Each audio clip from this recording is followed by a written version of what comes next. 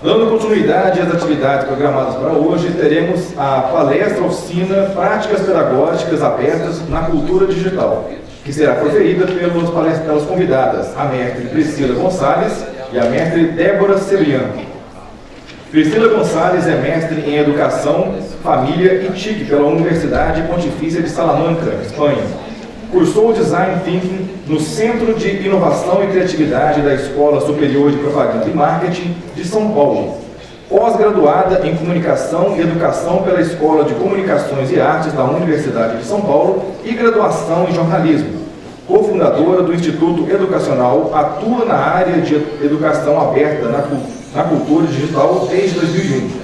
É consultora especialista da pesquisa TIC Educação, do CETIC-BR, e fellow do Ashoka Empreendedores Sociais desde 2013.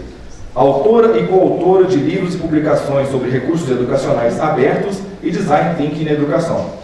Débora Cebrian é educadora, mestre em engenharia de mídias para educação pela Universidade Técnica de Lisboa, Université de Poitiers e Universidade Nacional de Educação à Distância de Madrid.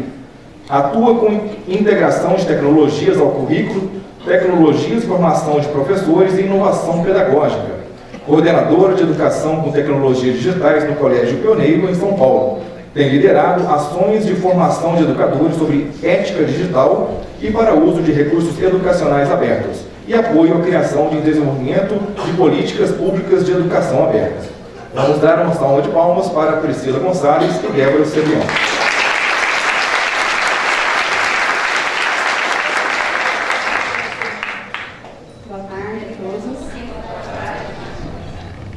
Pessoal, é que eu desculpa qualquer cerimonial, tá?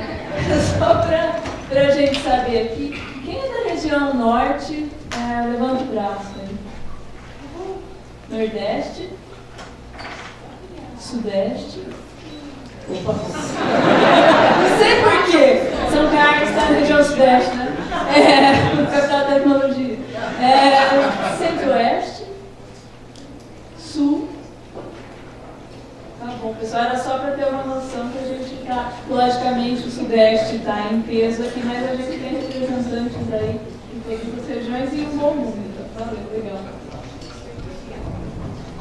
Deixa eu colocar aqui agora. Boa tarde, pessoal.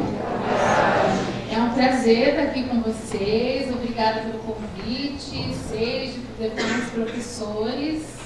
Dessa nova pós-graduação, a gente está muito alegre de poder estar aqui falando com vocês.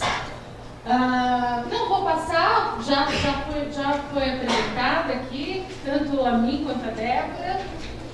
Depois vocês podem pesquisar, vocês vão achar mais coisas aí que a gente vem fazendo. Vou falar rapidamente do Educa Digital, que é uma organização que existe há 8 anos.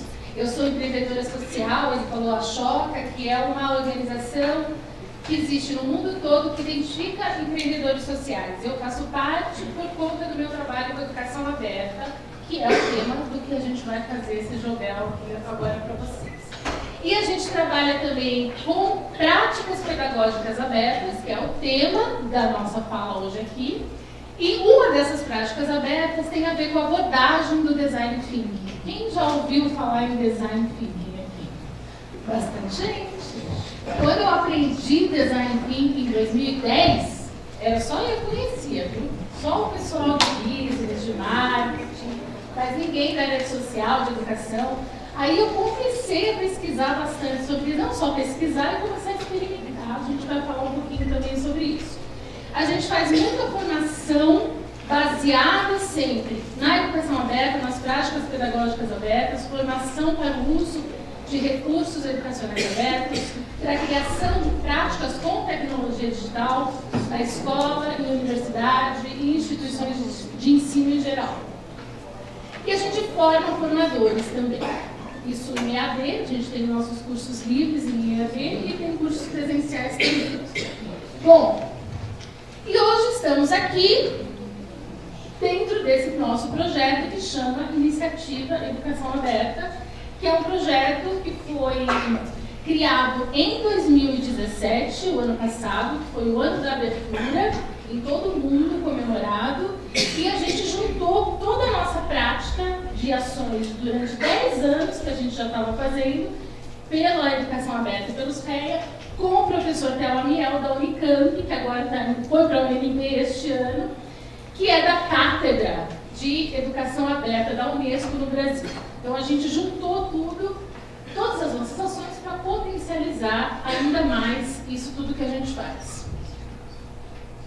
Vai lá, Beto, faz a primeira enquete. Vamos lá, gente.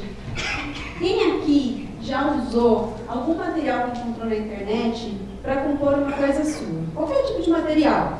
Texto, imagem, som. Todo mundo. Todo mundo, hein? E agora, quem fez isso também, usou material da internet, que pegou da internet, mas material aberto. Aberto não é gratuito, hein? Vocês têm certeza que é aberto? Ouvir aqui as licenças, a gente vai dar licença. Tudo bem, eu já cheguei falando que essa turma sabe tudo, viu, professores? Muito bom esse grupo de alunos aqui. O gancho é justamente esse. Quando a gente fala de REA, a gente está falando de uma coisa que é mais do que gratuito. Porque o aberto ele está acessível, mas esse material também garante alguns usos adicionais para quem encontrá-lo. E quem define esses usos é o autor. Então eu posso definir que você pode fazer cópia, que você pode distribuir, que você pode inclusive comercializar alguma coisa que eu crie. Tudo isso vai gerar novos modelos de negócio, vai potencializar o acesso a esse material, que ele chegue a mais pessoas, que ele possa ser traduzido. Então, essa é a grande diferença entre o gratuito e o aberto. As possibilidades que a abertura, de fato, nos traz quando a gente pensa não só no conteúdo pedagógico de um recurso, quando a gente pensa na liberdade técnica, e o Rodrigo, da rede estadual, quando falou do Linux e dos computadores, trouxe um pouco dessa ideia, né? Essa ideia do software, mas também tem a ideia do software de criação, e da abertura jurídica, que tem a ver com o que a colega falou do Creative Commons, que é um tipo de licenciamento aberto, tá bom? E nem tudo que é aberto é gratuito, assim como nem tudo que é gratuito é aberto. Então, essa é a grande questão que a gente quer trabalhar nessa fala hoje aqui com vocês. Bom, isso tudo, quando começou essa história do movimento Open, né, a gente vai falar muito do Open, né, que não é só em educação. Desde que a internet se popularizou, que a gente usa, que é a www, a internet que todos nós temos acesso, que não é a internet é maior do que isso, né? A gente usa essa internet do www, que foi colocada para toda a sociedade como um bem público. Tanto que a gente não precisa pagar nenhum tipo de licença para poder usar. Ela é um bem público, a gente paga o quê? O registro BR para criar o site, cadê a Daniela? Mas você não paga para o criador, para o Tim Berners-Lee, nem para a equipe dele, porque eles fizeram colocar a internet como um bem público. As formas como as obras criativas hoje são disseminadas, produzidas e disseminadas, elas mudaram e vêm mudando cada vez mais, com mais desenvolvimento da tecnologia digital. Os memes, né, gente? Todo mundo conhece os memes. Os memes, aí está a Mona Lisa, que talvez seja uma das obras mais remixadas no mundo todo. Ela mostra assim, a gente fazia desenho no papelzinho quando não tinha internet.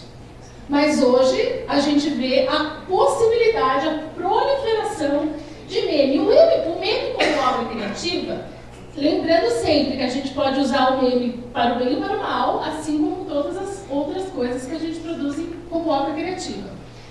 Ele não tem direito autoral, ele não tem nome do autor. Alguém já viu meme com o nome do autor?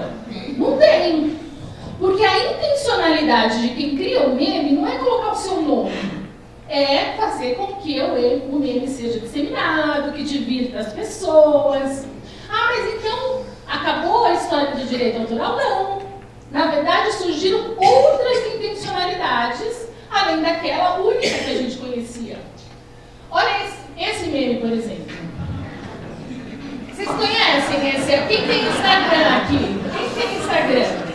O Artes Depressão, vocês conhecem esse? Conhecem? Vale super a pena seguir, porque eles fazem os memes com as obras clássicas.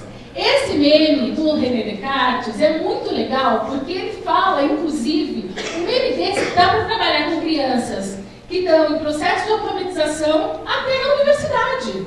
Porque os significados todos que ele traz, quem sou eu só sou alguém quando eu publico, o que é um selfie? Um selfie é só a foto do meu rosto, ou é uma identidade que eu crio quando eu publico uma imagem? E fora todo o uso responsável, né, que é um tema também que faz parte do trabalho com educação digital. Que uso é esse? Para quem eu estou produzindo? Quando eu vou aprender programação, que programação? Não é só aprender o código. Para quê? Para quem? Qual a finalidade? Todas essas questões estão envolvidas quando a gente trabalha em educação na cultura digital. Quem não viu esse esquema? Ninguém viu esse esquema? Não? É novo para vocês esse? Então tá bom. Então eu vou explicar isso aqui para vocês. Esse esquema é conhecido como o diagrama de redes. Ele foi criado pelo Paul Baran na época que a internet estava sendo lançada. A internet surgiu por uma demanda de segurança, né? Terminou a Guerra Fria, os Estados Unidos queriam ter algo que pudesse abrigar os documentos, que não fosse físico, e eles começaram a fazer estudos de como criar pontos que pudessem se interconectar independentemente de espaço físico. E esse diagrama ficou muito famoso e ele é muito utilizado até hoje quando a gente fala de sociedade em rede, de atuação em rede. Então a gente tem, quando eles fizeram um estudo, eles olharam, olha, a gente tem uma rede centralizada, onde um único ponto manda informações para vários outros pontos. A gente tem também a descentralizada, que é o que mais a gente conhece. As nossas instituições são assim, núcleos, coordenadorias, ministérios, seja pública, privada, se organizam assim. E a rede distribuída, que é o símbolo da internet. Todos os pontos se conectando entre si. E se vocês repararem, os pontinhos, eles estão exatamente no mesmo lugar. O que muda são as conexões entre eles. E aí a gente vai encontrar ainda muitas instituições que são centralizadas. O famoso top-down, quando só um manda e todo mundo tem que fazer igual. Esse aqui no meio a gente conhece bem, é o que mais... E o descentralizado? Como que a gente começa a pensar e operar nessa perspectiva de abertura, de flexibilidade, onde todos podemos criar juntos? E, ao criar juntos, a gente potencializa as nossas ideias, cria mais ideias, e aí é bem difícil, porque falar sobre colaboração, a gente fala toda hora. Mas fazer colaboração não é simples. Não é fácil receber feedback, aceitar depois que você teve aquela ideia genial que demorou, aí vem alguém que dá pitaco na ideia. A gente não está acostumado, isso não veio da nossa cultura, seja na escola, seja no mundo do trabalho. Quer falar alguma coisa aqui, Dan? Então, essa rede distribuída, ela tem tudo a ver com esse processo da abertura. Se a internet já nasce aberta, a perspectiva de abertura do movimento open, ele é muito mais geral do que educação. A educação está lá, a nossa flechinha, né? Nós estamos falando de educação nisso, hoje. Mas ele tem a ver com a pesquisa, tem a ver com tecnologias abertas, software livre, tem a ver com negócios abertos, que se fala iniciativa, inovação aberta, tem a ver com governança, dados abertos. Alguém já ouviu falar disso? Transparência, dados abertos, patrimônio, como que os museus estão digitalizando seus acervos.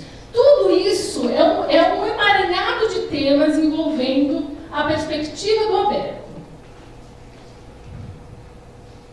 Bom, alguns exemplos para vocês, né? A gente tem aí a Ciência Aberta, esse livro está disponível falando de como que a pesquisa acadêmica precisa estar dentro dessa perspectiva da abertura. O CC, que alguns já conhecem, a gente vai falar mais do CC aqui, que é um novo modelo de gestão de direito autoral. O símbolo do REA lá em cima, que é o Open Educational Resources, ou OER, fora do Brasil. Em Portugal, o REA é REL. O L, eles não usam o aberto, eles usam o livre. E o genoma humano, que foi lá da década de 80, foi uma das primeiras ações que a gente pode colocar nessa perspectiva da abertura, da colaboração pelo mapeamento do genoma humano. Houve o compartilhamento de dados, de pesquisas, para que várias instituições, universidades do mundo todo pudessem fazer colaborativamente aquele objetivo de pesquisa. A Wikipedia é muito parecida com a história do meme, que não tem direito autoral. A gente não vê o nome do autor no verbete. A gente tem que ir lá no histórico e ver quantas pessoas publicaram e arrumaram o verbete. Esse livro do Benkler, o Benkler é um estudioso das redes, e ele tem esse livro que chama Riqueza das Redes, que ele faz um paralelo. O professor que está em Harvard hoje, mas ele já passou por várias universidades americanas, ele faz esse paralelo com a riqueza das nações, do Adam Smith. Então, esse momento que a gente está vivendo hoje é o momento da rede. Como que a gente cria em rede, a gente fortalece a rede. E a gente está vendo acontecer coisas em rede, de disseminação em rede cada vez mais. E o quanto que isso é bom ou ruim, a gente ainda não sabe, porque a gente está no meio dessa revolução toda aí. E eu gosto de colocar o Catarse como um exemplo de empresa. Alguém conhece o Catarse? O Catarse foi a primeira plataforma de financiamento coletivo no Brasil. Existe até hoje, eles também têm 8 anos, e ela foi criada toda em código aberto. Várias outras plataformas de financiamento coletivo surgiram depois do Catarse, e não significa que o Catarse morreu, não existe mais. Não, ele continua criando outros serviços, outros valores agregados para o negócio deles. Não deixou de apresentar e deixar o código aberto, isso não invalida o negócio dele. Então, que modelo de negócio é esse novo que outras empresas podem se inspirar? O Catarse é uma das, tem outros exemplos. Inclusive, esses autores de livros que a gente trouxe aqui, o livro de ciência aberta, por exemplo, foi feito uma chamada pública para os autores que quisessem fazer parte do projeto. O primeiro livro, Ré, em língua portuguesa, a gente não colocou ele aqui, lançado em 2012, foi com a mesma lógica. Um processo de curadoria entre pares, revisão entre pares, até o lançamento do livro. São livros físicos, que são vendidos, mas eles também estão disponibilizados com uma licença aberta para usar pequenas partes, para que a gente possa fazer outros tipos de uso desses materiais. E todas essas práticas, elas estão atreladas a esse grande conceito que a gente chama de educação aberta. Se vocês procurarem, jogarem no Google agora, por exemplo, qualquer outro motor de busca, vocês vão perceber que existem inúmeras definições. Existem várias vertentes de autor que defendem aqui. A gente trata a educação aberta como um verdadeiro guarda-chuva para alguns assuntos. Por isso a gente não traz uma definição mais acadêmica aqui hoje. Então, a gente está falando de práticas pedagógicas diversas, quando a gente está falando de educação aberta, de um currículo mais flexível. Que novo currículo é esse? A gente quer mudar a educação, mas como é que a gente vai mudar a educação mantendo um currículo da maneira como ele é hoje? Será que faz sentido? A gente está falando do acesso aberto a materiais educacionais que são financiados por instituições públicas ou com financiamento que vem de dinheiro público. Como é que esse material retorna para a sociedade? E se ele não retorna, por que não retorna? Estamos falando de autoprivatismo do estudante, na medida que eles têm acesso, e todos nós hoje temos acesso, celular, como a Dani falou, colocou lá os números de celular. É isso, está na palma da nossa mão. Estamos falando de acessibilidade, que também é um tema que foi falado, que hoje eu não me lembro se foi pelo professor Romero ou se foi pela Daniela. Quando a gente está desenhando alguma coisa, será que a gente pensa nisso? Isso vale, obviamente, para os recursos abertos hoje. E também, mesmo com um recurso aberto, é uma falha ainda que a gente tem identificado. A acessibilidade é uma coisa que está à margem ainda, e que ela tem que ser colocada em prática. E estamos falando também dos recursos educacionais abertos, que vocês conhecem como REA, que podem ser disponibilizados tanto online quanto offline em diversos formatos, com o objetivo de que mais pessoas possam usar recursos diversificados e de acordo com a identidade local. Aqui isso também é uma questão muito interessante para a gente tratar quando a gente pensa só do material pronto que a gente encontra. Onde é produzido esse material? O meu local aqui a gente vê uma diversidade de regiões do país. Será que todas as nossas regiões elas estão retratadas nos materiais que a gente consulta? Se elas não estão, que tipo de atitude a gente pode tomar para que elas estejam? Para que a gente fortaleça os nossos ecossistemas, para que a gente seja visto. Eu vou dar um exemplo prático sobre isso. Existe um projeto na Nordeste chamado Índio Educa. Eu tive a satisfação de passar 3 dias com uma comunidade indígena de 20 estados, se não me engano, que foram até lá, porque eles estavam produzindo livros sobre a sua história. Eles diziam que o material didático existente, a história deles verdadeira não estava retratada. Então isso é muito forte, isso é muito incrível. A gente fez oficinas de vídeo, de fotografia, de diagramação, produção textual, enfim, né? É um exemplo prático de como a gente pode mudar o nosso lugar de trabalho e colocar todo esse conhecimento para fora. E a educação aberta tem sido apontada como tendência nos principais relatórios de inovação e educação, inovação e tecnologia, como o Horizon Report, agora saiu em 2018, mudou a organização que cuida dele, mas mesmo assim acabou de sair os conteúdos abertos, Innovation Unity do Reino Unido, a própria pesquisa TIC Educação, que a gente faz parte do comitê de especialistas, vem apontando o quanto o compartilhar de produtos do que os professores e alunos criam ainda é muito baixo. Os números são muito baixos. Eles usam o que está na internet, mas poucos se reconhecem como autores para compartilhar. E a Comissão Europeia está falando muito dessa questão dos MOOCs, dos cursos abertos. E a gente vê também, desde o ano passado, quando tivemos o 2º Congresso Mundial de Educação Aberta de REA, que foi na Eslovênia, organizado pela Unesco, houve uma aproximação do conceito de educação aberta, de REA, com os objetivos, número 4, né, objetivo 4, do desenvolvimento sustentável, que fala de qualidade, de equidade e de inclusão. E que REA vem como um potencial para a gente buscar mais qualidade, porque a gente vai ter mais revisão, mais trabalho em pares, mais equidade, para dar mais oportunidade para as pessoas, e inclusão também, porque tem gente que está fora do sistema de ensino e pode acessar os materiais que são disponibilizados abertamente. E outra coisa importante, a gente lembra, nós todos educadores, a gente esquece de olhar para as nossas políticas.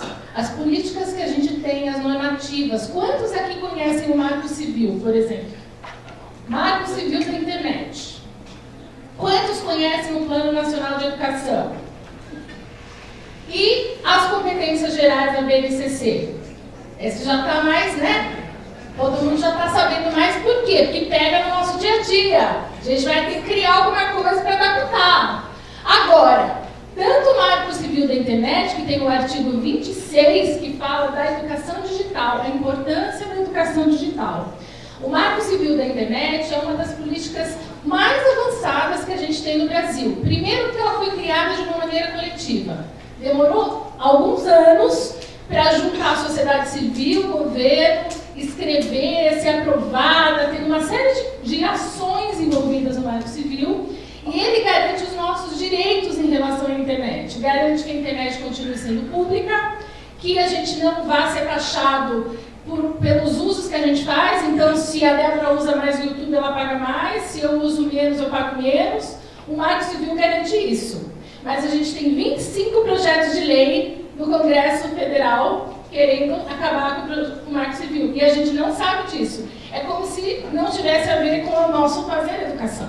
E tem muito. Então, como nós, educadores, podemos nos aproximar e entender melhor as políticas que estão acontecendo e como elas incidem não só na nossa formação, como no nosso fazer diário, seja com estudantes, de ensino básico ou mesmo de ensino universitário. O que isso nos... o que a gente precisa saber para a gente fazer uma atuação em cultura digital, atuação em educação digital, mais comprometida com as questões de qualidade que a gente tem. Por exemplo, na União Europeia está rolando uma petição já sobre flexibilização do direito autoral para uso educacional. Alguém sabia disso? Então, várias organizações de vários países, eles estão pleiteando que haja na União Europeia uma flexibilização, porque tem países que são mais severos na questão do direito autoral, então não pode nem baixar para o uso próprio. Vou baixar uma imagem, eu posso ser punido. Eles querem fazer algo que seja comum e que beneficie a todos.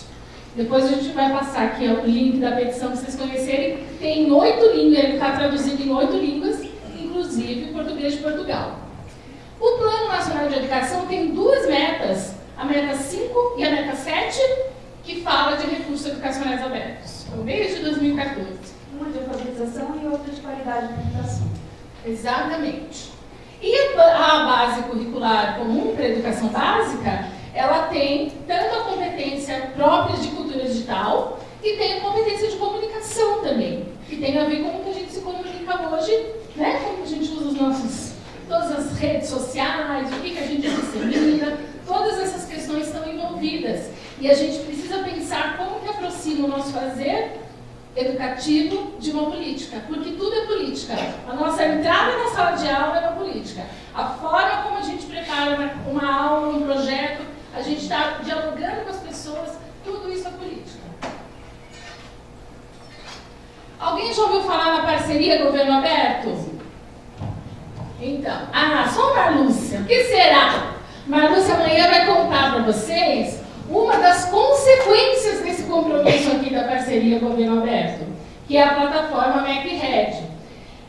O Brasil, gente, foi signatário desse movimento Parceria Governo Aberto em 2011, que é um compromisso de vários países, acho que uns 80 países, pela transparência pública, transparência governamental. E a cada 2 anos é feito um plano de ação com compromissos que a sociedade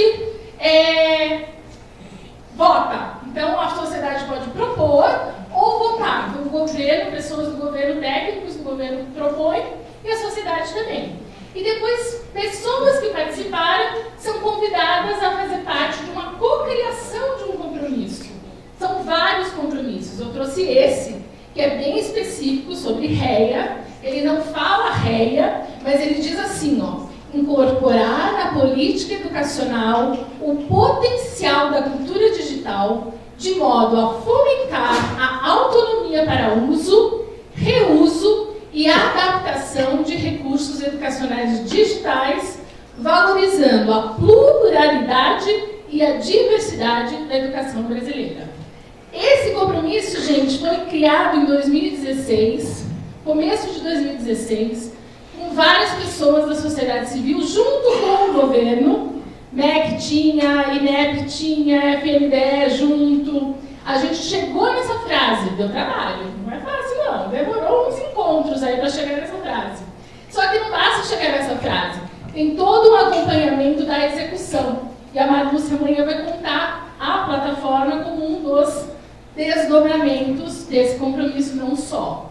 E o AGP é um órgão, está dentro da CGU, que hoje está dentro do Ministério da Transparência, mas é uma instância de Estado, ela não depende de uma gestão. Não importa se muda o presidente, a gente espera, né? Não importa. Se mude o ministro, é um órgão, é uma instância de Estado e que olha pela transparência. Em São Paulo, o município de São Paulo é o único do Brasil que faz parte também do AGP. Aqui é um exemplo que eu trouxe para vocês, a MacRed, que está rolando já, que ela não só tem uma categoria de licença para escolher recursos com licença, como toda ela foi feita em software livre, disponível numa plataforma para quem quiser pegar o código e fazer uma outra plataforma. O currículo da cidade de São Paulo é a mesma coisa, acabou de sair. Imagina quantos municípios podem usar o currículo da cidade de São Paulo. Tem uma licença aberta e na tecnologia também. E ali, pequenininho, não dá para ver muito bem, mas outro desdobramento daquele compromisso que eu acabei de mostrar é a licença Creative Commons para material digital complementar no Programa Nacional de Livro Didático a partir de 2019. E aqui é o guia digital que o MEC lança para explicar os livros, né, que foram aprovados, e tem lá agora uma sessão explicando o que são os REA e qual a importância dos REA para a política pública. Todas essas práticas que a gente trouxe exemplos até esse momento nos dão essa dimensão da importância do REA na política pública, né? Então, a gente está falando aqui de formação de professores, a gente está falando da adequação dos materiais, readaptação, tradução, remix, reedição. Hoje a gente tem um problema, né? O pessoal que é de biblioteconomia sabe bem, tem vários livros que já não são mais reeditados, é difícil de encontrar, às vezes tem poucos volumes nas bibliotecas e eles não estão digitalizados, alguns, né? A gente está falando de economia de recursos na medida em que, do ponto de vista do poder público, a gente não precisa pagar 2 vezes pela mesma coisa a cada 5 anos, né, por uma taxa de algo que já foi feito. Então, a gente traz também uma outra perspectiva que tem a ver com o serviço, né, e não só o produto final, né, que isso é uma coisa interessante para se pensar. Estamos falando, claro, da ampliação do acesso à educação e à cultura como um todo, na medida em que a gente vai garantir o acesso a tudo que é produzido, né? E a gente traz aqui sempre muito forte essa perspectiva do público, e quando a gente fala de política pública, a gente não está falando exatamente de governo, né? As universidades públicas brasileiras, a gente está fazendo, a gente está criando ali pesquisa, inovação, como é que isso reverbera na sociedade, como é que a gente se apropria disso, né? Que mecanismos estamos criando para que as pessoas entendam o que é produzido, né?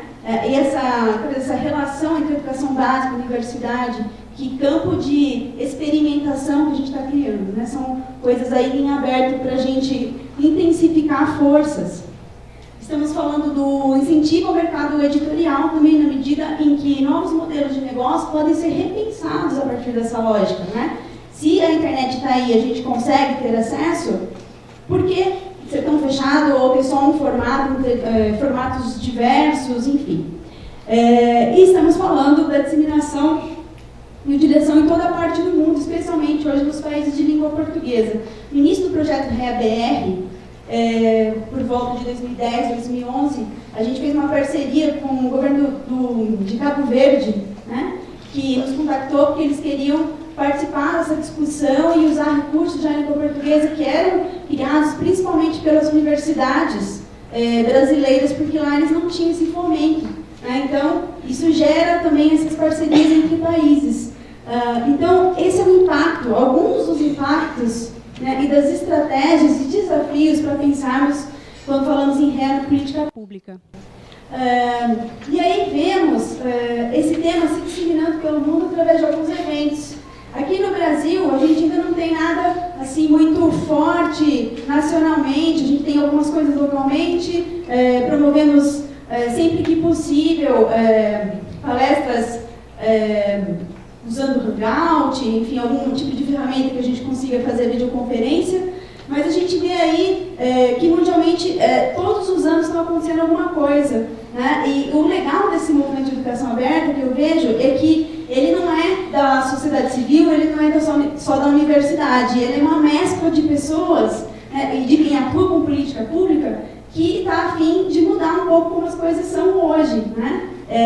E melhorar a qualidade da educação através do acesso, da curadoria desses recursos. E a Open Education Week, é legal vocês marcarem, entrar no site, que é um congresso totalmente online, virtual, acontece sempre no mês de março, então agora o próximo vai ser em 2019, e dá tanto para propor um evento que seja online ou semipresencial e como participar de tudo que eles oferecem lá. Vocês viram que a gente gosta de meme, né? A vida com REA, né, a gente não pensa então só no conteúdo pedagógico desse recurso, seja ele qual for, um vídeo, uma imagem, um som, uma mescla, enfim. A gente está falando de um tripé de sustentação, a gente está falando da ferramenta, que é a tecnologia, e a gente está falando do direito autoral, né, que aqui é a perspectiva jurídica que vai garantir ao autor dessa obra os direitos que o copyright já prevê, né? E também que ele tem a liberdade de escolher que usos que nós todos podemos fazer disso. Então, a vida sem REA é sites ou dos livros que a gente pega na biblioteca e tem um C na contracapa. Esse C, ele quer dizer todos os direitos reservados, para mim. Então, o que eu posso fazer quando eu tenho um C só? Lógico, eu vou... Às vezes não tem nem o C. Às vezes não tem nem o C. Né? A gente tem uma exceção na LDA brasileira, que é o uso de pequenos trechos, que ninguém sabe dizer o que é. Né? Então, se eu pensar num livro, eu até consigo dimensionar. Durante muito tempo eu tirar o xerox de 10% do livro. Né? Lembram-se disso?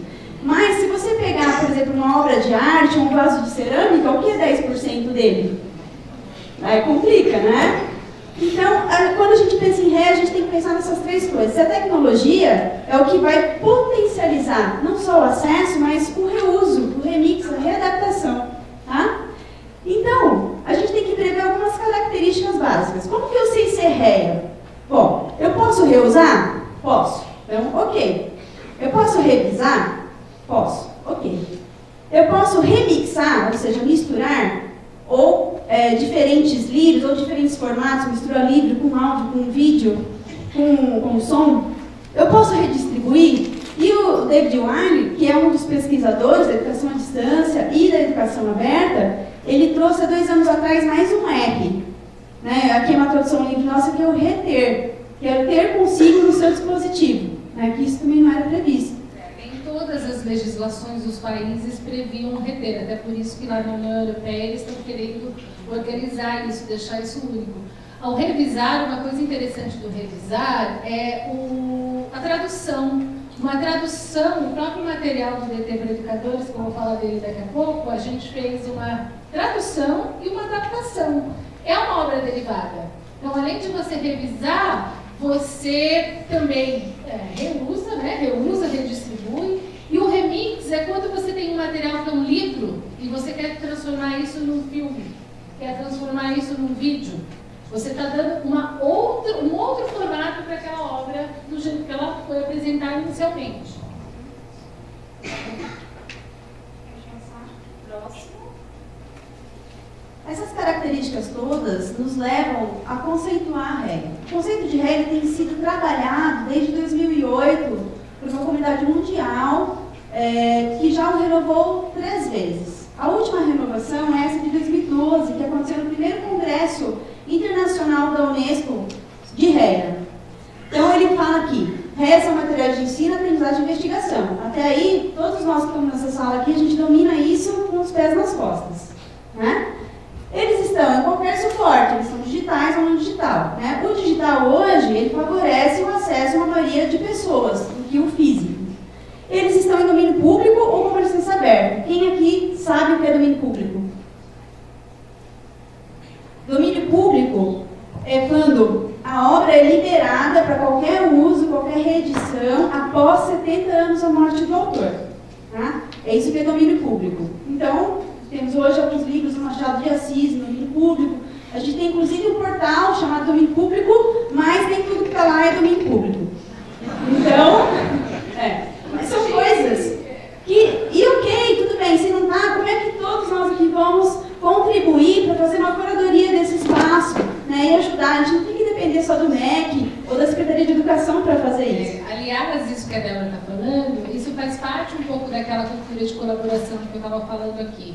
Porque a gente ainda tem a ideia que precisa ter, lembra do central, né? Alguém que manda notícia para todo mundo? Se a gente transpor isso para a nossa expectativa, que vai ter um órgão sempre central, soberano, que vai dizer o que é bom, qual o livro que deve ser usado, qual o livro que não deve ser usado, e a gente culpar ele quando vier alguma coisa errada no livro, e não aproveitar aquele erro para, junto com os alunos, entre os professores, e corrigir.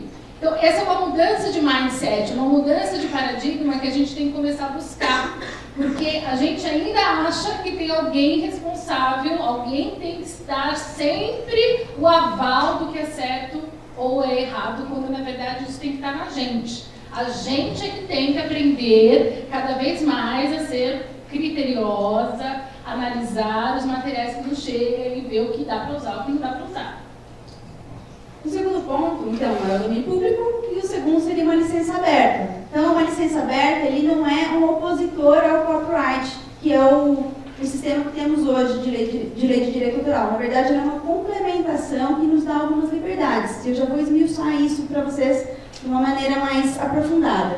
Que vão permitir para a gente aquelas 5 características, né, que, resumindo, são essas palavrinhas de uso, acesso, adaptação e distribuição gratuitos por terceiros, mediante nenhuma restrição ou poucas restrições.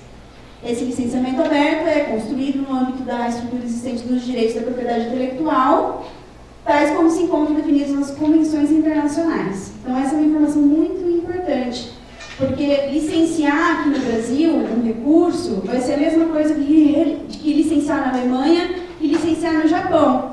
Né? A gente tem uma licença internacional hoje. O Creative Commons, ele amadureceu e evoluiu.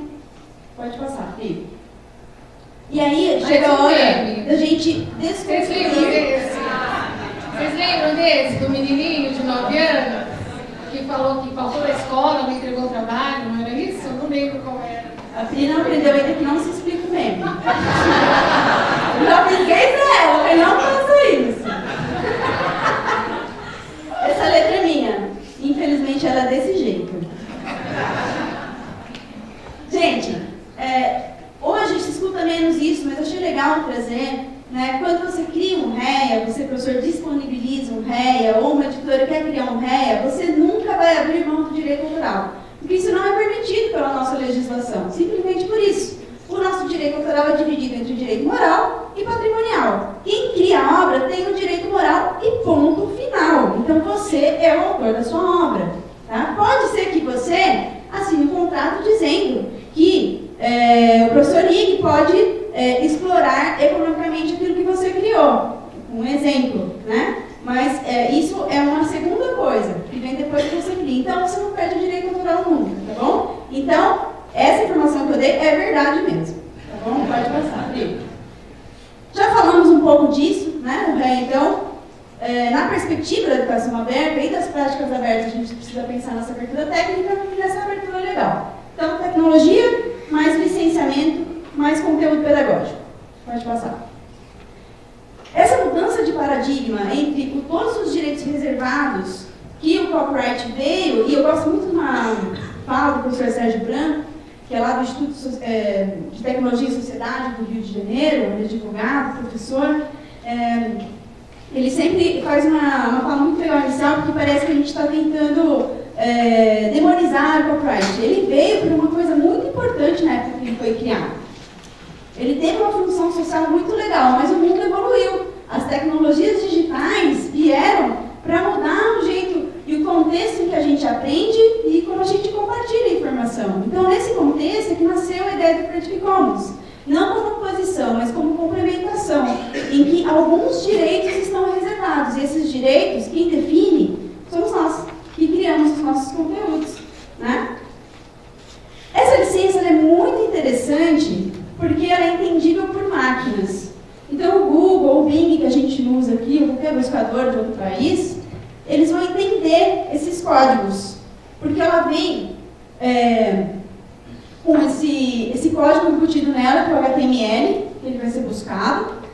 Quando você licencia, você encontra um símbolo, vocês viram no início da nossa palestra que tinha lá um símbolo do homenzinho? Aquilo é um símbolo de uma licença. E quando você clica nesse símbolo, ele te leva numa licença, é até engraçado, é para licença para leigos. Né? Que ele fala, você pode. O que a gente brinca aqui, que os humanos conseguem ler e os advogados também. Né? Porque tem todo um respaldo jurídico que fundamenta a licença. Pois é, a gente vê meia página, né? Ou uma tela de celular que tem um desenho dizendo que você pode e que você não pode, bem explícito em verde e vermelho. Né? E esse código legal é dos advogados, que tem normalmente mais de 30 páginas e a gente não lê. Quem aqui lê o termo de uso antes de aceitar?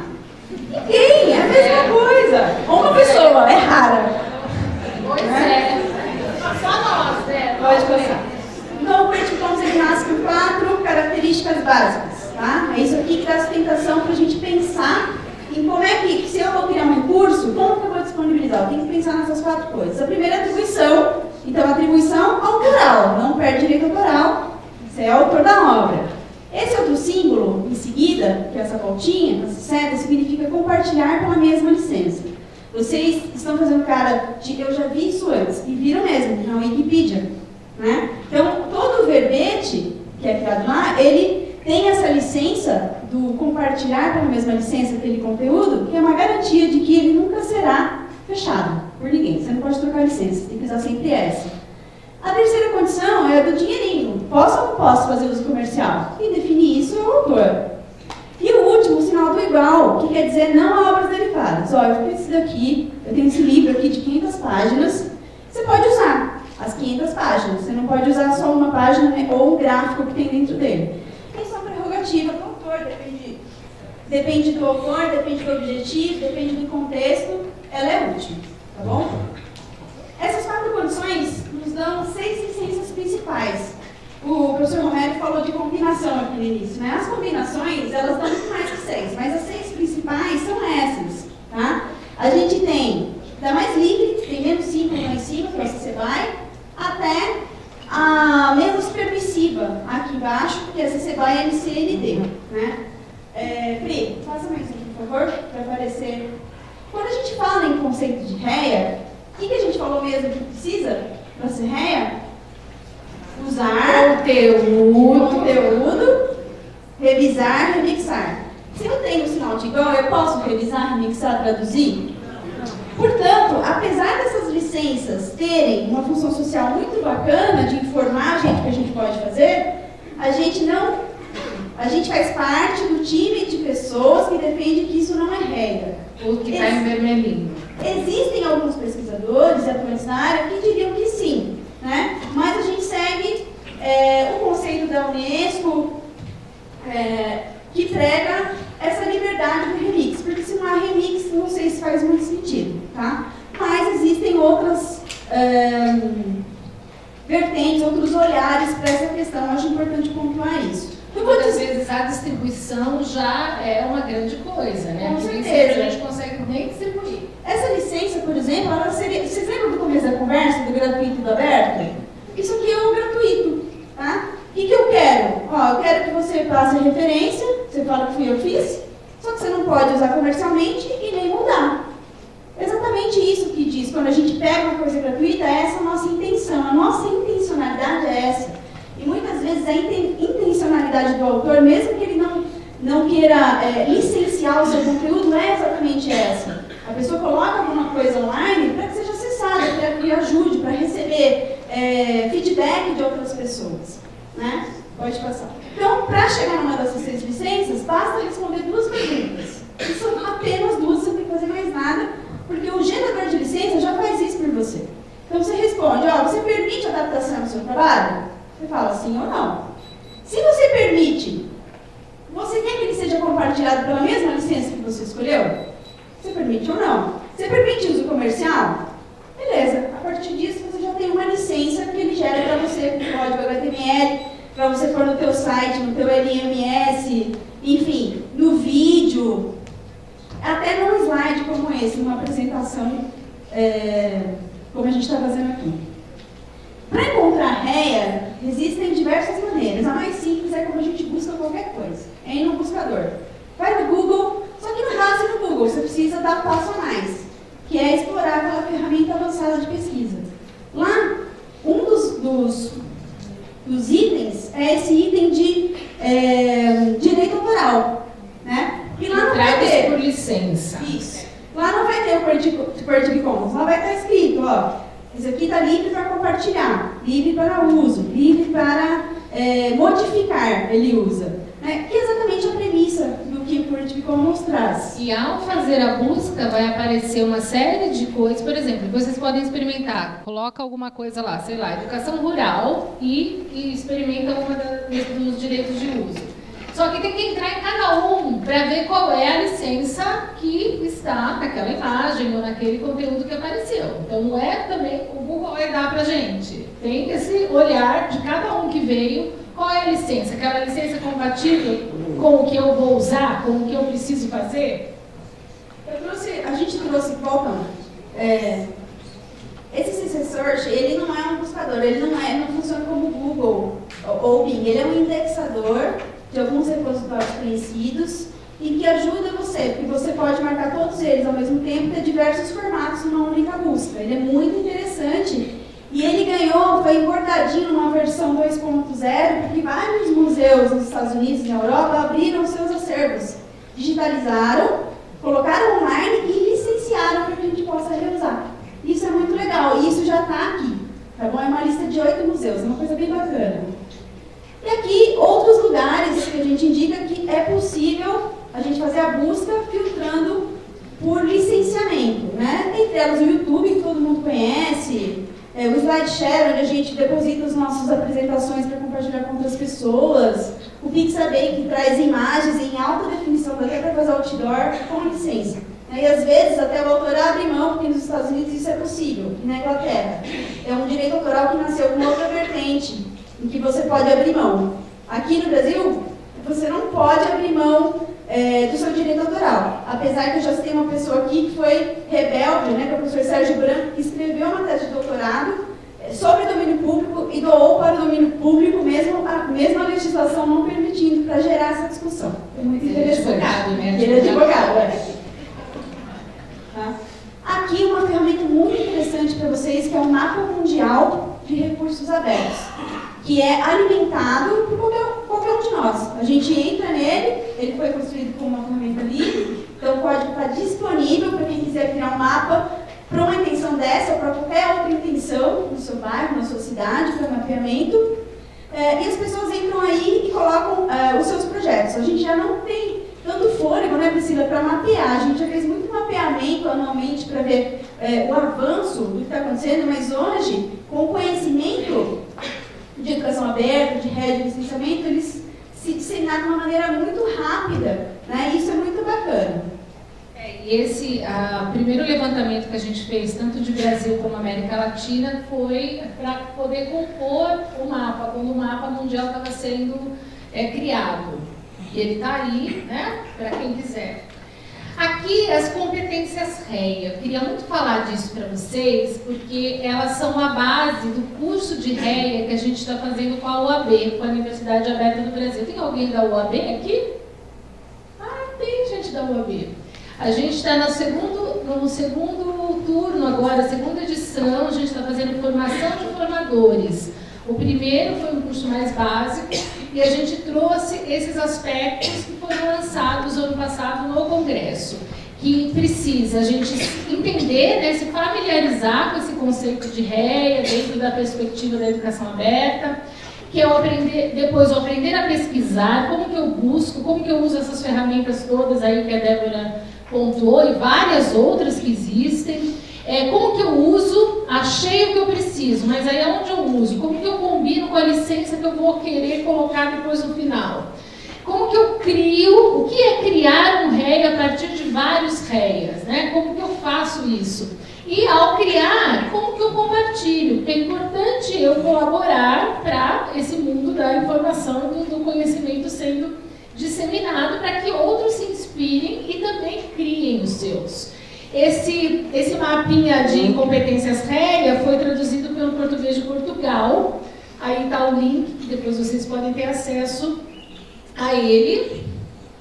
Esse é o site, a nossa plataforma Iniciativa Educação Aberta desse projeto, que a gente organiza lá. A gente tem referências, a gente tem perguntas frequentes sobre tudo isso que a gente está falando, sobre licença, sobre REA. A gente tem as publicações, materiais que a gente vem lançando e também divulgamos notícias do trabalho que a gente vem fazendo de advocacy, dessa causa da educação aberta que a gente faz tanto no legislativo quanto no executivo, apoiando os gestores públicos a implementarem política de educação aberta.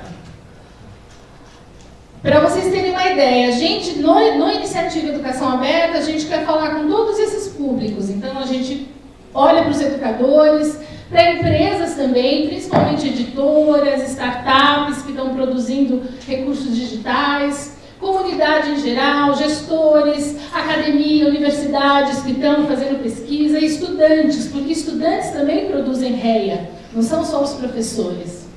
E é um mapinha do que a gente faz dentro do IEA, né? O Iniciativa Educação Aberta. Os cursos, a gente vai Para 2019 também tem um curso para educação básica, a gente vai fazer um remix do nosso próprio curso da UAB para educação básica. Já falei as referências, e a gente tem o Relia.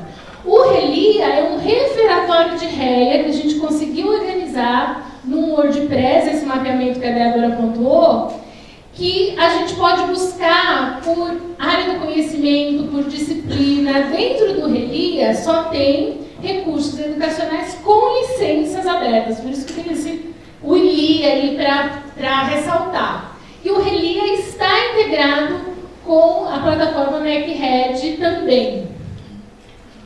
O que mais que a gente faz? Então, a gente faz parte dessa representação do Brasil na comunidade global de REA, participando dos principais eventos e reuniões, muitas reuniões virtuais também que são feitas, livros e guias que vocês podem acessar. Tem esse guia para como implementar uma política de educação aberta, não só para a gestão pública, mas para qualquer instituição de ensino, escola, universidade.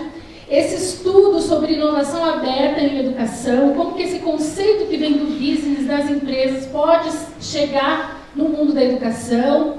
A gente faz consultoria e implementação para ajudar instituições a implementarem políticas de educação aberta e formação de educadores e gestores, como esse curso da UAB que a gente acabou de citar aqui. Política pública. Aqui é só um resumo. Então, desde 2008, o que gerou todo esse trabalho, engajamento que a gente tem feito, principalmente de quem está na sociedade civil, né? Apoio a todos esses projetos de lei. Então, o federal ainda está em tramitação e vai ser reformulado, porque quando ele foi feito em 2011, muita água já rolou, né? A gente tem várias evoluções que necessitam de atualização do projeto para fazer sentido. O projeto do Estado de São Paulo chegou a ser aprovado, mas depois foi vetado por uma questão jurídica mesmo, de quem deveria ter proposto. Será que é o deputado? Será que é o governador? E por desconhecimento também entre o aberto e o gratuito? Temos o decreto municipal da cidade de São Paulo, que foi efetivado de fato em 2011, ele está vigente até hoje. Tanto é que o currículo, as ações de hackathon que foram feitas com famílias, alunos, para a mobilidade urbana e merenda escolar, tudo isso são ações que decorreram desse decreto, que é muito interessante. Um projeto que foi atualmente, acho que lançado no 2015. Nossa, já faz tempo. Lei federal, Ele foi aprovado no Distrito Federal.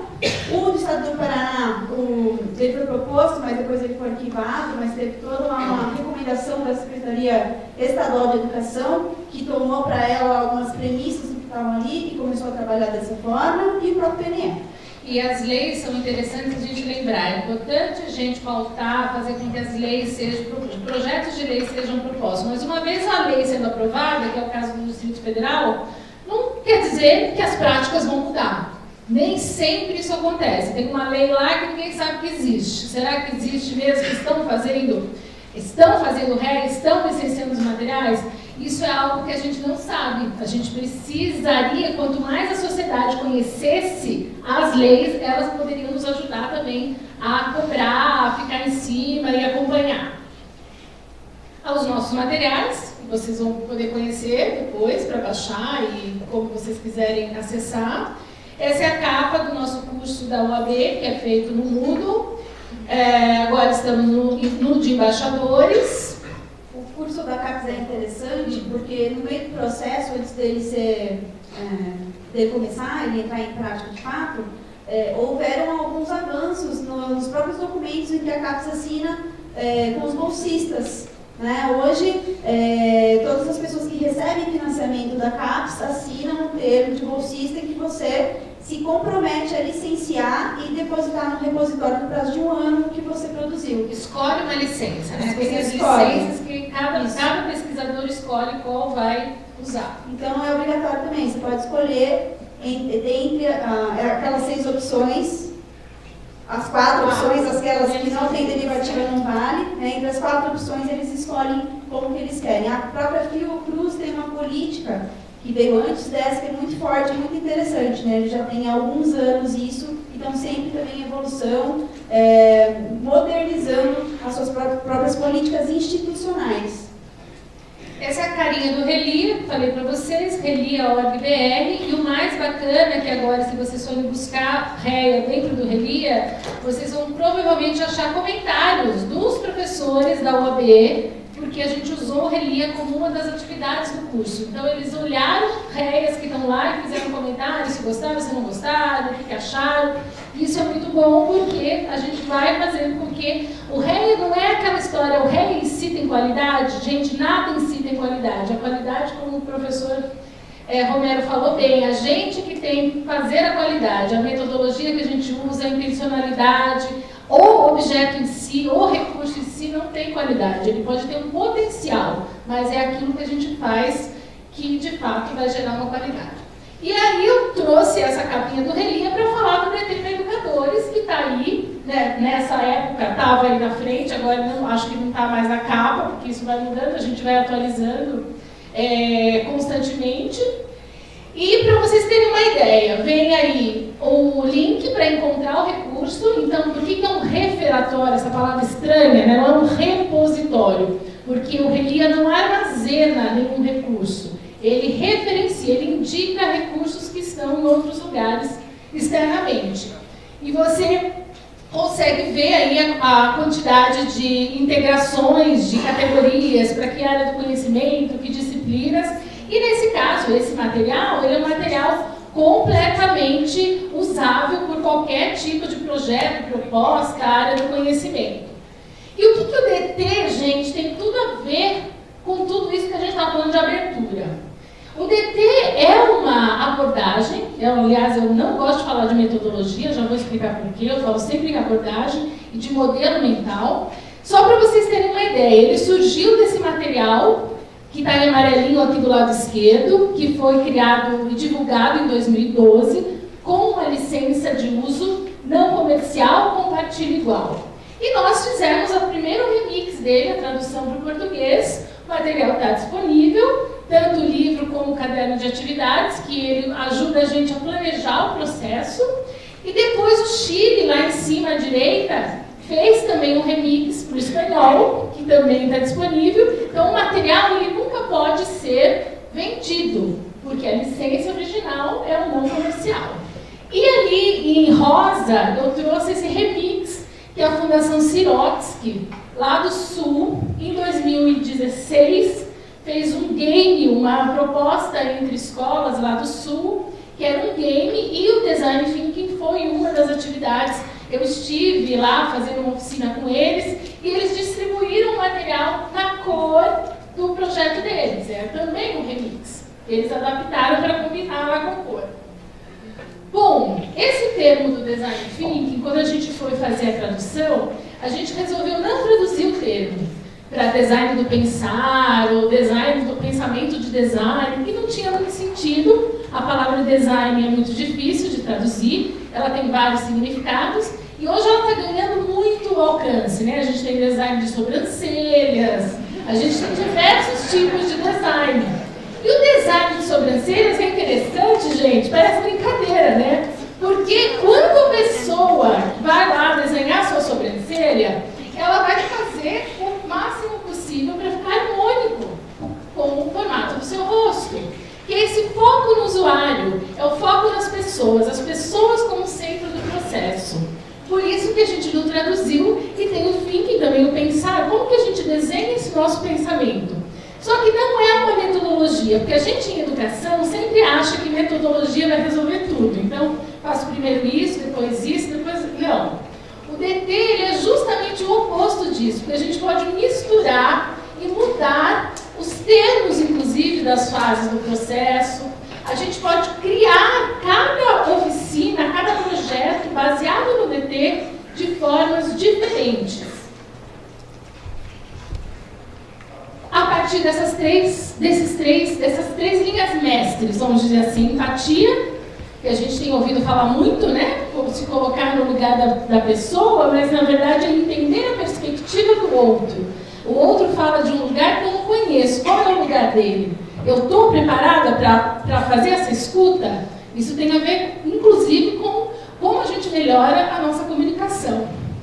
Colaboração, que é bonito de falar, mas é difícil de praticar, porque a cultura da colaboração segue sendo um desafio, ainda na cultura digital, e a experimentação, que é valorizar o erro parte do processo. Então a gente logo experimenta, cria alguma coisa e vê se aquilo vai dar certo ou não para constantemente aprimorar. Hoje a gente faz as formações misturando, a gente usa o DT como abordagem e traz as questões todas das práticas abertas. E quando a gente deu uma desconfiguradinha aí, o DT da educação, ele vem apoiar esses 4 pilares aí que a gente já esqueceu, né? Que a gente acha que tudo que é antes dos anos 2000 é muito velho. Em 1996, a Unesco lançou os pilares da educação pensando em descobrir. E os 4 pilares quais são? Aprender a conhecer, como que a gente usa toda essa informação disponível que tem na internet para o que a gente quer. Aprender a fazer, como que a gente põe a mão na massa, a gente vem vendo crescer muito a cultura maker, né? A história dos laboratórios makers. Aprender a conviver, que segue sendo um desafio para a escola. Quantas escolas trabalham a convivência de fato, seja entre alunos e alunos, professores e alunos. E o 4, que é o mais difícil, o mais desafiante, que é o aprender a ser. Alguém já foi em alguma formação docente que tem tópicos sobre autoconhecimento? Alguém já foi? Eu faço sempre essa pergunta, ainda não apareceu. E não tem, gente. As formações de professores não olham e não se pautam por essas questões de quem eu sou, qual o meu talento, por que eu estou nesta fase, por que eu estou aqui e escolhi esta pós-graduação para fazer neste momento da minha vida, o que eu quero com isso, quantos já se perguntaram? E quando a gente combina esses 4 saberes, 4 pilares, o DT nos ajuda a olhar para todos eles. Porque no processo a gente vai ter que conversar com o outro no grupo, para a gente conseguir produzir, a gente vai ter que entender melhor qual o meu talento, que eu vou contribuir com aquele grupo, eu vou fazer, vou pôr mão na massa, eu vou criar alguma coisa palpável para beneficiar a sociedade, e eu vou precisar estudar, porque nenhuma ideia vem do nada. Se a gente não estuda, não vai atrás do tema que a gente está trabalhando, as ideias não vêm. Então é fundamental a gente olhar para o DT dentro dessa perspectiva dos pilares da Unesco. Só para vocês saberem, no caso do DT para educação, a gente tem essas 5 fases, mas tem vários outros termos que outros usos do DT fazem, né? Criam termos. Então a empatia estaria dentro da descoberta e interpretação. Eu entendo os dados, busco os dados e interpreto. A ideação é a fase da colaboração, da troca de ideias. A experimentação, vou criar algo. E a evolução, como que eu acompanho isso. E nesse material, ele coloca 4 categorias, que não precisam ser só essas. Como se os nossos problemas são prioritariamente problemas de currículo, como que eu torno os currículos mais flexíveis, mais motivadores, problemas de espaço, como que eu uso espaços, além de um auditório, além de uma sala de aula, como que eu desconfiguro aquele formato tradicional que a gente conhece bem, um atrás do outro. Ferramentas, não são só ferramentas digitais, são qualquer tipo de ferramenta que eu tenho à mão. Às vezes eu não tenho nada digital, mas eu consigo trabalhar dentro da perspectiva da tecnologia digital, dentro da cultura digital. E sistemas. Sistemas tem a ver com coordenação, com gestão, muitas vezes com secretarias. Como que eu localizo o problema? Muitas vezes a gente quer logo solucionar, achar uma solução, mas a gente não olhou de fato ainda para o nosso problema. Bom, um último meme, agora a gente vai fazer uma atividade com vocês, que a gente tinha planejado, mas não vai dar certo por um lado e a gente teve que adaptar. A gente ia usar as laterais, mas a gente vai tentar fazer de um outro jeito. Todo mundo tem sacolinha do evento? Não? Sim. Quem não tem sacolinha do evento? Então tem que ajudar os colegas. Espera aí. Na sacolinha do evento, vocês têm um post-it? Sim. Tinha que ter pelo menos um em cada sacolinha. Amiga, colega que não tem, vai juntar aí no grupo.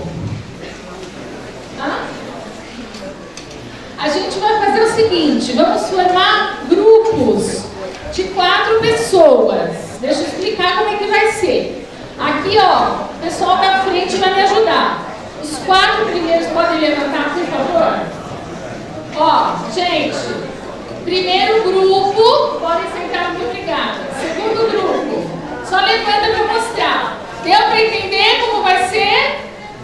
Vão se achando aí os 4? Pode ficar 5 vocês. Pra quem está no lado do outro, tá? Não é Vai, gente, se acharam aí? De 4 a 5. Todo mundo tem que ter. Ó, o que vocês vão precisar agora? Chegou o grupo lá no fundo? Todo mundo já sabe qual é o seu grupo? Tá. Tem folha sulfite aí também? A gente vai usar um mote dessa atividade, tá? Então, o nosso mote é Rumos a Práticas Abertas na Cultura Digital.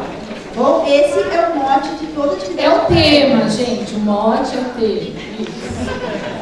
Só para ficar bem claro. Aí vocês vão pegar uma folha sulfite. Tem folha sulfite? Uma folha para o grupo. Aí vocês vão escrever lá em cima, motivações. E nós vamos dar agora 5 minutos, atenção, 5 minutos para vocês colocarem motivações nos post-its, considerando rumo a práticas abertas na cultura digital. Que motivações vocês têm? Que coisas que vocês ouviram aqui, do que a gente trouxe? Quando vocês pensam nesse mote, o que motiva vocês? Uma palavra por post-it, pode ser quantas vocês conseguirem nos 5 minutos, não pode escrever textão no post-it, tá? Então é uma palavra, no máximo 2, valendo 5 minutos. Vai ser bem severo. E aí vocês grudam no post-it, no sulfite, tá? Cada um faz o seu e gruda na folhinha do grupo. Agora.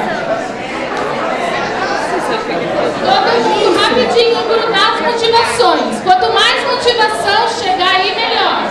Pode ser uma por cada um ou são vários? Acho que é uma folha só. Post-it, cada um tem o seu, tá, gente? Individualmente você escreve o seu e cola no sulfite do grupo. Pode ser mais de um, pode ser quantos você quiser. Tudo que vocês lembraram que motiva vocês. Por que é uma coisa legal fazer isso? Às vezes alguma prática específica que vocês já fizeram. Tudo que vier à cabeça de motivação em relação a esse tema. Agora vai ter mais 2 minutinhos, bem rápido isso, para vocês olharem para esse sulfite aí do grupo e vocês agruparem coisas semelhantes. O que saiu que é parecido? Põe pertinho.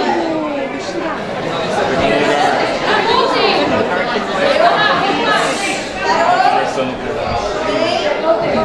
Ok? Agora, tem outra folha sulfite aí, reserva essa, põe embaixo da cadeira aí, de algum jeito vocês não perderem, tá? Na outra folha sulfite, cadê o negócio? Entraves. A mesma coisa que a gente fez para as motivações, a gente vai fazer para os entraves.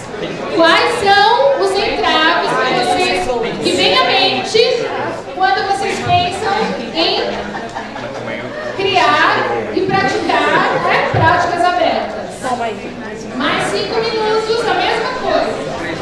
Tudo que vocês lembrarem de entraves, que são barreiras, e não só coisas concretas, pode ser sentimentos, sensações, coisas que vocês já vivenciaram ao tentar fazer alguma prática diferente, que vocês consideram inovadora, que barreiras vocês encontraram no caminho, ou que vocês acham que podem existir.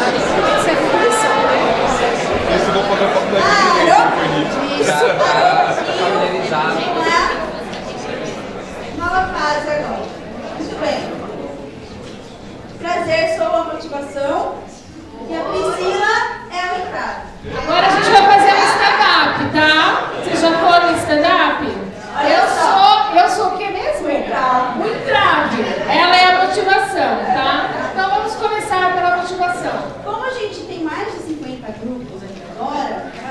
pegar aleatoriamente 3 ou 4 grupos para dizer para a gente quais são as palavras que surgiram aqui em motivações e lá em entraves que mais ressaltou no seu grupo.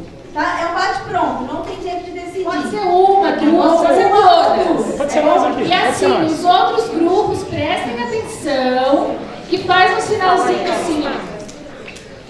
Olha só, se uma palavra que o grupo aqui disse apareceu no grupo de vocês, vocês fazem esse sinal que a Priscila colocou. Que é um sinal de coincidências. Tá. Ok?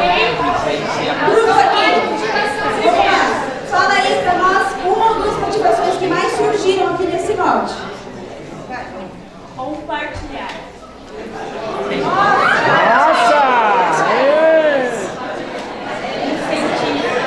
Incentivo, saiu? Não, vai lá, Pri. Vamos ver aqui entraves. Desconhecimento.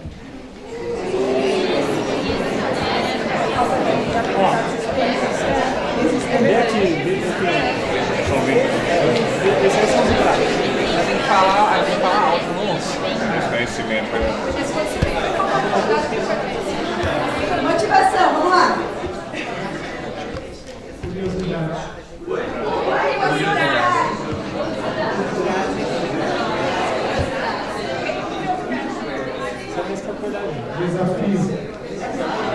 Desafio. Ok.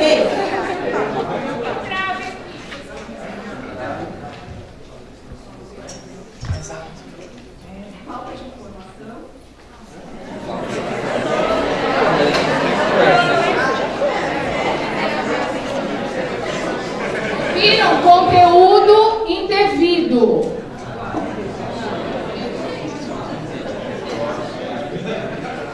Vai lá, motivação.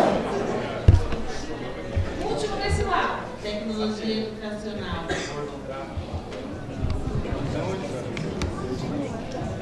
Evolução.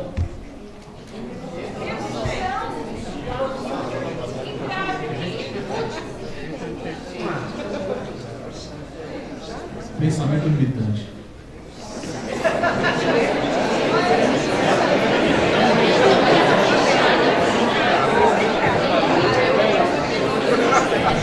Muito bom.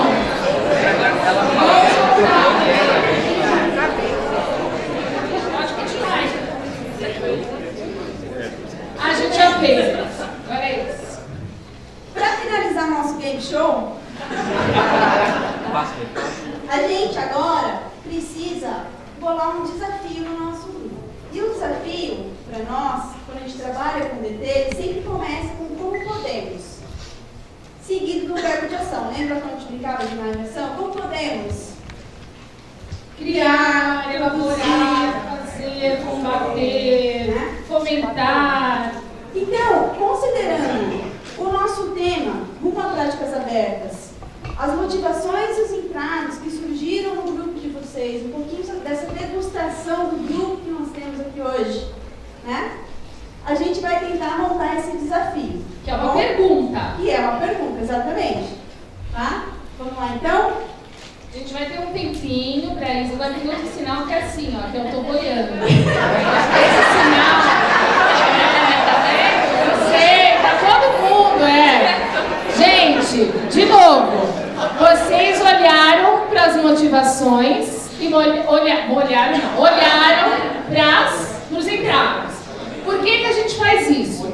Se a gente só vai na motivação, vamos fazer um monte de coisa, e a gente não olha para os entraves, a gente cai na ingenuidade, depois dá um monte de coisa errada e a gente se frustra. E por outro lado, se a gente só vai no entrave, é aquela coisa, não vai dar certo, isso não vai dar certo. Por isso que a gente faz esse olhar para essa polaridade bacana, essa é boa, hein? Porque nos ajuda a pensar em como fazer algo para chegar numa motivação apesar do entrave. Ou para diminuir um entrave aí para chegar numa motivação. Esse é o momento que vocês vão fazer escolhas aí. O que para o seu grupo de 4, que vocês sabem quais são, o que mais chama atenção de motivação e entrave, que vocês vão conseguir criar uma frase pergunta. Já já a gente vai compartilhar de um jeito digital, tá? Isso é o que a gente fala. Escrevam a frase aí. Quanto tempo? 10 minutos. 5 minutos. Isso, juntar. Pessoal, ó, peraí, tem uma dúvida aqui, de repente pode ser dúvida de mais gente. Deixa eu ver o que é. Isso, é uma escolha que vocês vão fazer. Ela perguntou assim: a gente precisa escolher o mais marcante do entrave e o mais marcante da motivação? Neste momento, sim, vocês vão fazer uma escolha aí no grupo. Com qual motivação e com qual entrave vocês vão trabalhar para escrever essa pergunta? Tá? Atenção! Ó, tem mais uma pergunta lá, por favor. Pessoal, Escreve na folha, escreve. você quiser agora. Eu acho que no desafio inicial, né, como foi falado ali, a parte da boca. Chama o comercial para não poder ver. Alguém não perguntou? Nossa. Não tem problema. Ainda vai ter. Ah, então Para a gente finalizar as nossas práticas colaborativas e abertas, nós vamos usar um lugar em que nós vamos compartilhar os 50 ou 60 desafios que surgiram aqui hoje. Esses desafios, eles podem comprar várias coisas que vocês vão estudar durante a sua graduação. Tem 60 desafios para esmiuçar, criar projetos, criar artigo científico. Então, vocês podem acessar do celular de vocês, do tablet, que vocês tiverem disponível esse endereço. Tá? Isso é um pad, é um Etherpad. Ele é como se fosse um editor de texto que a gente conhece do Google, por exemplo, mas ele é um software livre. Tá? Então, fica como referência também para vocês. A gente vai projetá-lo aqui para vocês verem os desafios sendo colocados por vocês. Esse documento vai ficar para nós.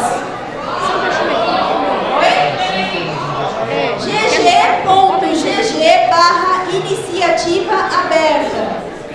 gg.gg/iniciativa aberta. vai mandar isso? Foto ou escreve lá? Pode ser foto? Lá só aceita texto, ele é um editor de texto. Tá? Ele não aceita fotografia. A gente vai dar um pouco mais aí. Ó, já tem gente, né? Então a gente pede para colocar o nome das pessoas do grupo, mais a sua pergunta desafio, tá?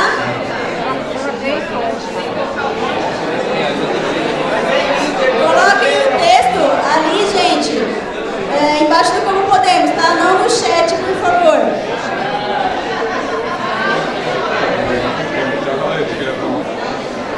Pessoal que está fazendo no chat, ponha lá, copia lá, ó, pra gente ficar com uma lista de desafios. O chat ele fica aqui disponível depois, tá? Cadê os dois grupos que fizeram o mesmo desafio, gente? Pessoal, lembra bem, olha. O chat sai, Pessoal, ó, o chat sai depois. se vocês não colarem lá nesse espaço maior, o chat vai desaparecer. A gente quer ficar nos desafios. Os desafios vão entrar todos no curso, né, Sérgio? Vai valer ponto! Vocês acharam? Antes de perguntar o que vocês acharam, agora, se a gente fosse continuar o processo do DT, o que vocês acham que viria agora, depois do desafio construído? Eu sabia que vocês iam falar isso. Responder ou solucionar, não é isso? Porque sempre a gente já quer resolver o problema. Vocês acharam que foi fácil chegar no problema? Ou deu trabalho?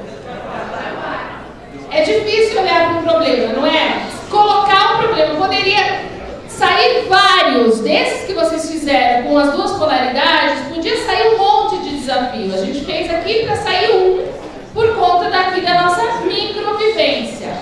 Só que no processo do DT, a gente não iria para a solução agora. Sabe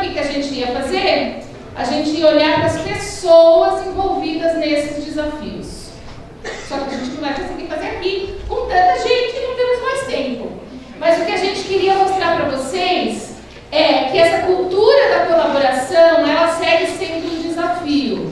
Mesmo para a gente, presencialmente aqui, uma pequena vivência do que foi construir algo em grupo e que vocês também vão ter esse desafio ao construir coisas no momento virtual, à distância. Como que a gente consegue fazer isso? Será que a distância nos aproxima, vai facilitar? Que ferramentas que a gente pode usar e tudo mais?